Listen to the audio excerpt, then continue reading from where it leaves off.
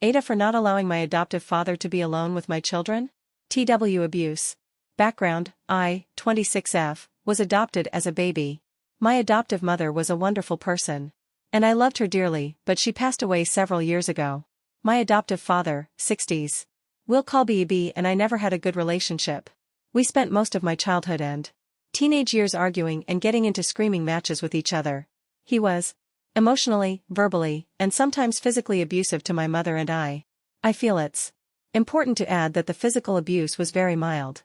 Some examples I can think of are him pushing us when we'd argue with him, throwing things at us, and there were times he'd physically restrain me for trying to leave the house or room to get away from him to wear it. Would leave bruises on me. I could go on and on about all of the awful ways B treated us. But after my mom died he seemed to turn into a completely different person.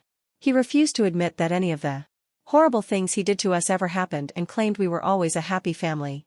I permanently moved out when I was 20 and got married shortly after, and since then B and I have maintained a civil, and almost good, relationship. My husband and I now have 2 children under the age of 3, 1 boy and 1 girl. We live within 30 minutes of B and usually see him once a month and for holidays. Since the birth of my first child, B frequently mentions wanting to babysit and watch our children for us. While my oldest does seem to enjoy seeing him, I don't think she would be comfortable being left at his house. I am not comfortable leaving my children with him because of the way he treated me as a young child. He has dogs that are not good around children, and there is also a rumor from B's side of the family that there was an instance of SA of a child that B was involved in. B has never mistreated either of my children. He adores them and spoils them with presents. I keep being told that bad parents sometimes make good grandparents, so I can't help feeling guilty when he asks to babysit and I don't let him. For reference, my husband and I only allow our children to be alone with my husband's parents, and I think that bothers B as he's made comments about it.